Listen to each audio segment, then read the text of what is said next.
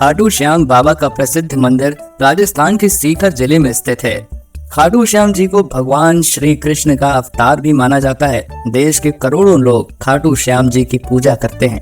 खाटू श्याम जी के मंदिर में हर वक्त भक्तों का तांता लगा रहता है और विशेष रूप से होली से कुछ दिन पहले सीकर जिले में खाटू श्याम जी का विशाल मेला आयोजित किया जाता है, जिसमें राजस्थान सहित अन्य प्रदेशों के श्रद्धालु भी बाबा के दर्शन करने आते हैं।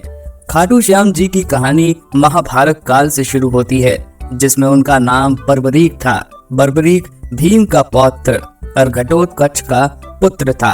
बर्बरीक बचपन से ही एक बहुत अच्छा योद्धा था। बर्बरीक ने अपनी माँ से युद्ध कला सीखी थी। बर्बरीक देवी शक्ति का बहुत बड़ा भक्त था। एक बार बर्बरीक ने देवी शक्ति की कठोर तपस्या की। बर्बरीक की कठिन तपस्या से देवी शक्ति वहां प्रकट हुई। आंखें खोलो पुत्र। प्रणाम माते। तुम्हारा कल्याण हो पुत्र। मैं तुम्हारी तपस्या से अति प्रसन्न हूँ। बोलो क्या वरदान चाहिए? माते, आपने तो मुझे दर्शन देके ही कृतार्थ कर दिया। अब तो बस एक ही अभिलाषा है, आप अपना आशीर्वाद मुझ पर सदैव बनाए रखिए, जिससे मैं अपना संपूर्ण जीवन दीन दुखियों की सहायता करने में व्यतीत कर सकूं। माँ। तथास्तु। तुम सदा दुर्बलों का सहारा बनोगे। मैं तुम्हें ऐसी शक्ति प्रदान करूंगी जो तीनों लोकों में किसी के पास नहीं है। पर याद रहे, तुम्हें इन शक्तियों का दुरुपयोग नहीं करना है। भगवती शक्ति ने बर्बरीक को 3 दिव्य बाण वरदान स्वरूप दिए। वे बाण अपने लक्ष्य को भेद कर वापस लौट जाते थे। इसी वजह से बर्बरीक अजय हो गया। बर्बरीक अपनी माता के पास पहुंचा और देवी शक्ति के दिए हुए वरदान के बारे में उन्हें बताया। माँ, मैं भी कौरव पांडव के युद्ध में जाना चाहता हूँ। मेरे युद्ध में जाने की बहुत इच्छा है। माँ। पुत्र बर्बरीक, मैं जानती हूँ तुम एक महान योद्धा हो, इसीलिए मैं तुम्हें रोकूंगी नहीं।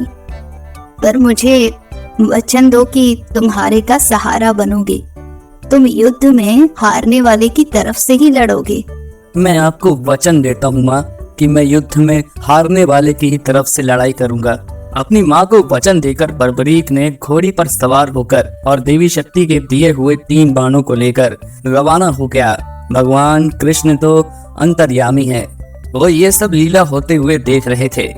भगवान कृष्ण जानते थे कि बर्बरीक केवल हारी हुई सेना की तरफ से ही लड़ेगा, और वो ये भी जानते थे कि कौरवों को भी बर्बरीक के इस वचन के बारे में पता है।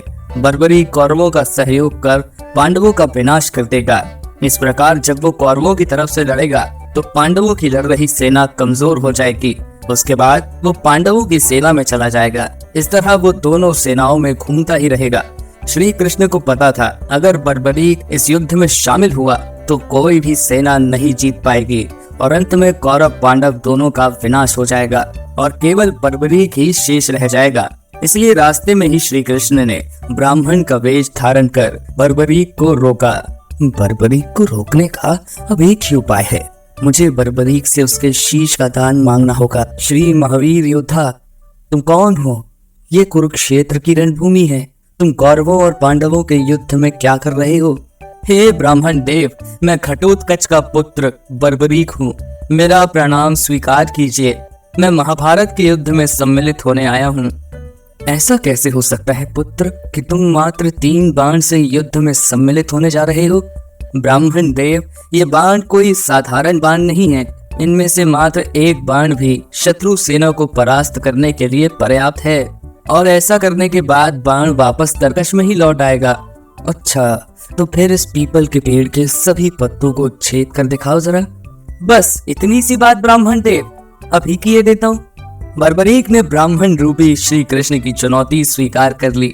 बाण ने अपने लक्ष्य से तुरंत छूटते ही सारे पत्तों को भेद डाला और वापस आकर ब्राह्मण रूपी श्री कृष्ण के पैरों के आसपास चक्कर काटने लगा, क्योंकि उन्होंने भी एक पत्ता अपने पैर के नीचे छुपाया था।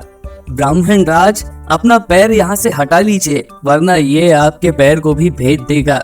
ये तीर अपने लक्ष्य को पूरा किए बिना तरकश में नहीं लौटते हैं। बर्बरीक के तीर अचूक हैं, लेकिन अपने निशाने के बारे में खुद बर्बरीक को भी पता नहीं रहता है। असली रणभूमि में अगर मैं सभी पांडव भाइयों को अलग अलग कहीं छिपा भी दूं ताकि वो बर्बरीक का शिकार होने से बच जाएं, तब भी बर्बरीक के तीर किसी को नहीं छोड़ेंगे।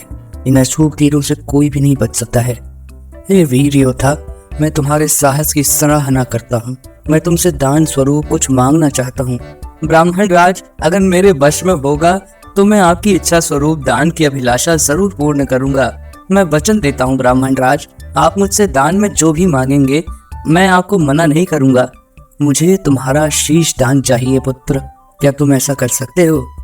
आप कौन हैं? मुझे अपना परिचय दीजिए।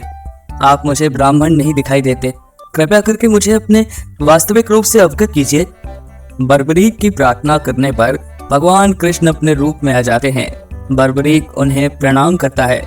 वासुदेव कृष्ण, आप स्वयं मेरे शीश दान की अभिलाषा हेतु आए हैं।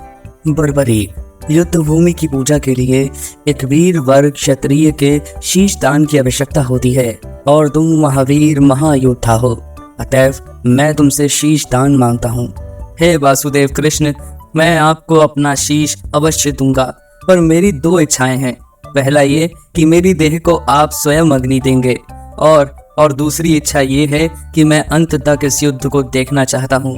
ऐसा ही होगा वीर शीशदानी बर्बरीक। कलयुग में लोग तुम्हें हारे हुए का सहारा बोलेंगे, तुम्हें श्याम नाम से पुकारेंगे। मेरे नाम से ही तुम्हारी कलयुग में पूजा की जाएगी। कलयुग में खाटू श्याम नाम से तुम्हारी पूजा होगी। फाल्गुन माह की द्वादशी को बर्बरीक ने अपने शीश का दान दिया। बर्बरीक को ब्रह्मा जी ने एक श्राप दिया था, जिसके मुताबिक उनकी मृत्यु पृथ्वी लोक पर भगवान कृष्ण के ही हाथों होगी, तभी वो श्राप से मुक्त हो पाएंगे। बर्बरीक का सर युद्ध भूमि के समीप ही एक पहाड़ी पर सुशोभित किया गया, जहां से बर्बरीक ने महाभारत का संपूर्ण युद्ध देखा। युद्ध की समाप्ति पर पांडवों में आपसी बहस होने लगी कि युद्ध में विजय का श्रेय किसको जाता है। इस पर श्री कृष्ण बोले, तुम सबको आपस में विवाद में पड़ने की कोई आवश्यकता नहीं है। बर्बरीक का शीश संपूर्ण युद्ध का साक्षी है, अतः उससे बेहतर निर्णायक भला कौन हो सकता है। ठीक है वासुदेव, फिर हम इस निर्णय को जानने के लिए बर्बरीक के पास ही चलते हैं। पौत्र बर्बरीक, तुमने तो युद्ध को बहुत ध्यान से देखा है, क्या तुम बता सकते हो हम सब वीरों में से इस युद्ध को जीतने का श्रेय किसे जाता है? श्री कृष्ण ने ही इस युद्ध में विजय प्राप्त कराने में सबसे महान कार्य किया है। उनकी शिक्षा, उनकी उपस्थिति, उनकी युद्ध नीति निर्णायक थी। मुझे तो युद्ध भूमि में सिर्फ वासुदेव कृष्ण का सुदर्शन चक्र घूमता हुआ दिखाई दे रहा था, जो कि शत्रु सेना को काट रहा था। इस धर्म युद्ध को जीतने का संपूर्ण श्रेय भगवान श्री कृष्ण को ही जाता है। वीर बर्बरीक, तुम धन्य हो, तुमने बिल्कुल सही निष्कर्ष दिया है। इसके पश्चात सभी पांडव बर्बरीक के निर्णय की सराहना करते हैं और भगवान कृष्ण से क्षमा मांगते हैं, क्योंकि वो जानते थे यदि स्वयं वासुदेव न होते तो ये धर्म युद्ध जीतना असंभव था। धर्म की विजय स्वयं वासुदेव कृष्ण के कारण ही हुई थी। भगवान कृष्ण के आशीर्वाद से बर्बरीक को कलयुग में श्याम नाम से पुकारा जाने लगा। आज भी खाटू श्याम जी महाराज के अनेकों भक्त रोजाना उनके दर्शन करने आते हैं और उनसे मन वांछित फल की प्राप्ति भी करते हैं।